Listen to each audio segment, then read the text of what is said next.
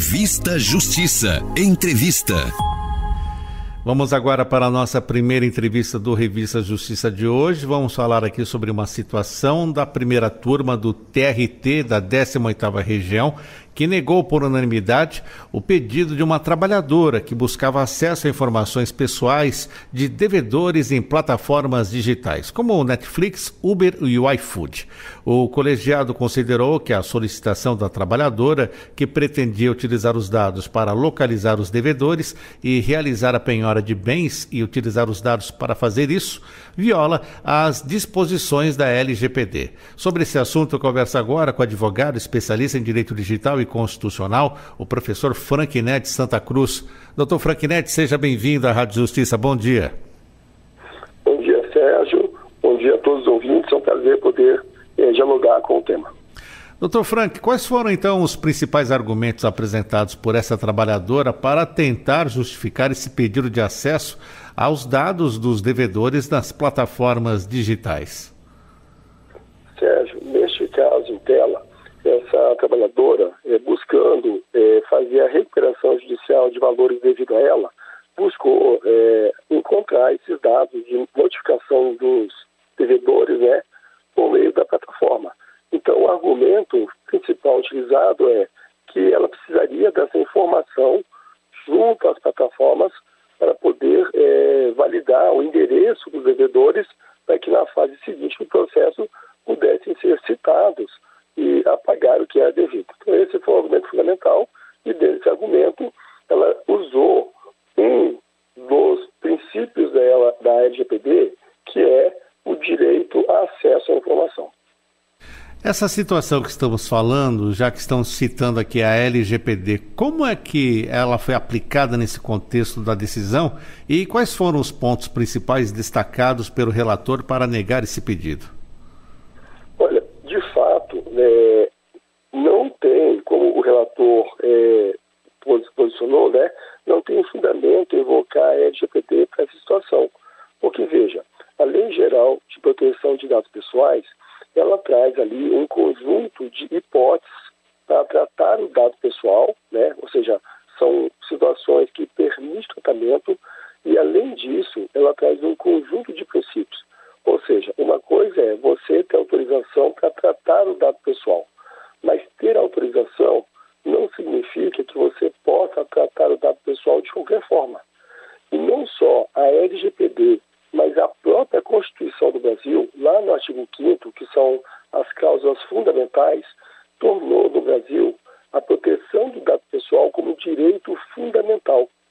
Então não se pode, segundo o relator, e no meu entendimento a interpretação correta, informar o dado pessoal de qualquer cidadão para finalidade diferente da finalidade ao qual ele foi entregue às plataformas.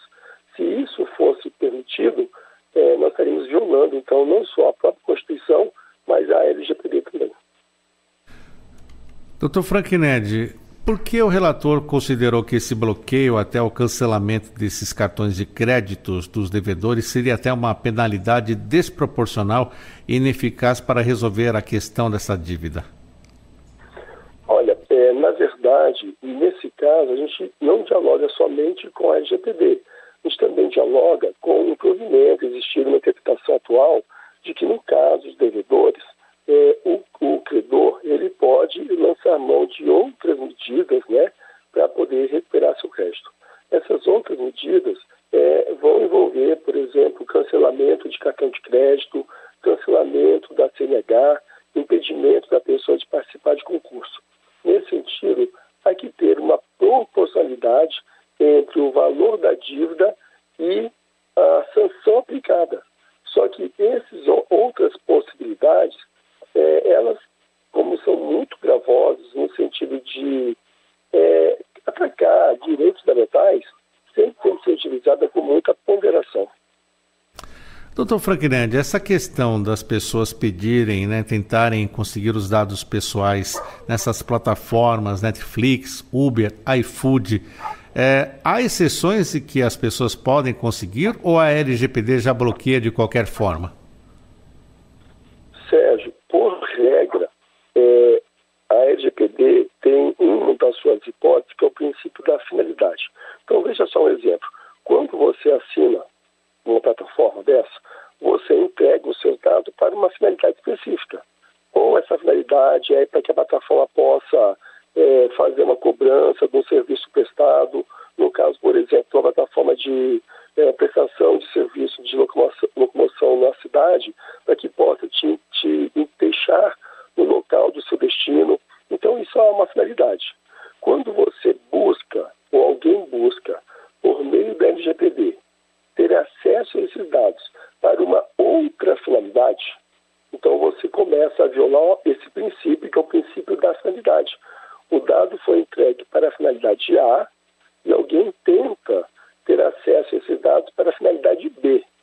Se você não tem, de fato, algo muito bem fundamentado, por regra, a LGPD vai proibir a disponibilização desse dado, principalmente a terceiros, que era o caso da situação que aqui estamos conversando. Doutor Franquinelli, Lei Geral de Proteção de Dados. O senhor já esteve aqui, já nos honrou com a sua presença aqui na Rádio Justiça para falar sobre o tema. E como está a aplicação dela na prática, de acordo com a sua avaliação? Sérgio, este ano, 2024, nós estamos comemorando o aniversário de 6 anos da Lei Geral de Proteção de Dados Pessoais. Apesar de ser um tempo ainda pequeno para a existência de uma lei, nós, inegavelmente, temos entendimento e percepção que é uma lei que, de fato, vem sendo aplicado, que as empresas, a sociedade, vem tomando maior consciência dos seus direitos. Esse é um ponto importante. Um outro ponto é que no Brasil nós temos uma autoridade nacional de proteção de dados pessoais. E essa autoridade, ela vem regulamentando vários pontos da lei. O que é regulamentar? Uma lei, quando ela é sancionada e começa a produzir efeitos, existem alguns pontos que não estão muito bem definidos como que deve ser aplicado. E aí a regulamentação, ela é utilizada justamente para deixar claro como usar esses pontos. Exemplo, tratamento de dados pessoais de crianças e adolescentes. Então a legislação fala que criança e adolescente, por ser menor e por ser protegido pela Constituição, tem que se ter um cuidado muito grande na proteção dos dados pessoais. Mas não estava muito claro o que envolvia essa proteção. Então vem a regulamentação e fala, olha, a proteção tem que ser sempre feito considerando o melhor interesse da criança e adolescente. Não quer dizer com tudo isso que, além da lei já está gerando efeito em toda a sociedade, a Autoridade Nacional de Proteção de Dados vem regulamentando esses pontos para aperfeiçoar a lei.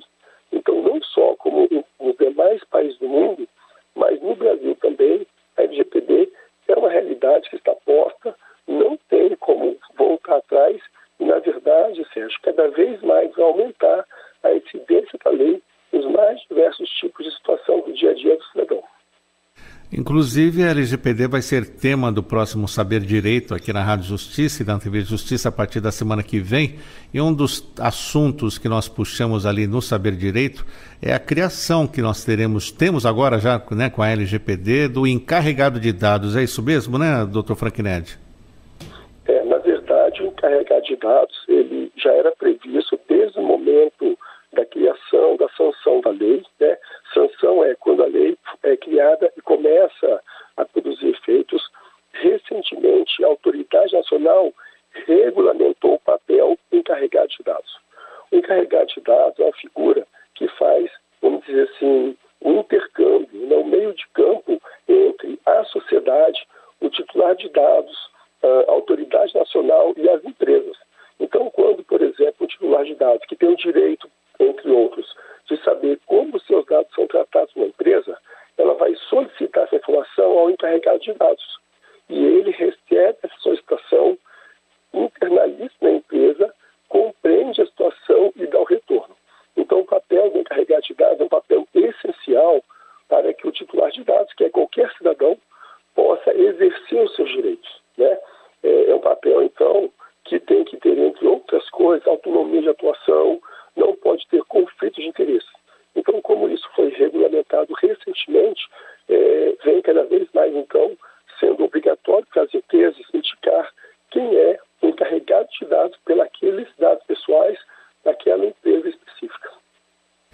E é até um novo nicho de mercado, né? Um nicho de mercado para ser explorado, porque o advogado pode e também não há necessidade de um curso superior para ser esse encarregado, né, doutor Frank?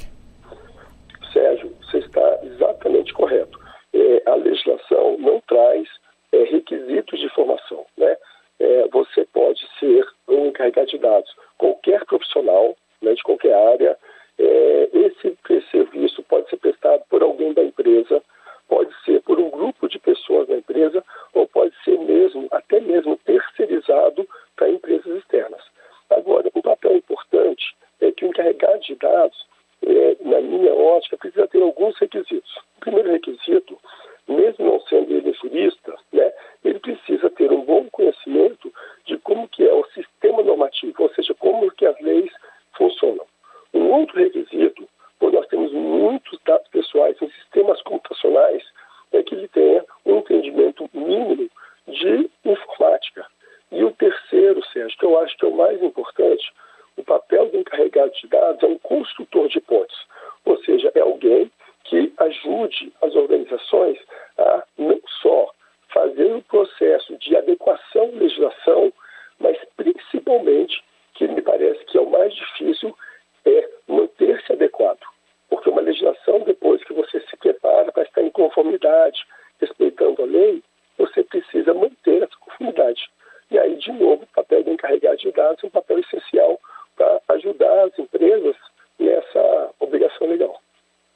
Muito bem, conversamos aqui na Rádio Justiça com o Dr. Frank Ned Santa Cruz. Estávamos falando aqui, Dr. Frank Ned, para que você que não conhece, advogado especialista em direito digital e constitucional. Falamos sobre uma decisão da Justiça do Trabalho que negou por unanimidade um pedido de uma trabalhadora que buscava acesso a informações pessoais de devedores em plataformas digitais como Netflix, Uber e iFood.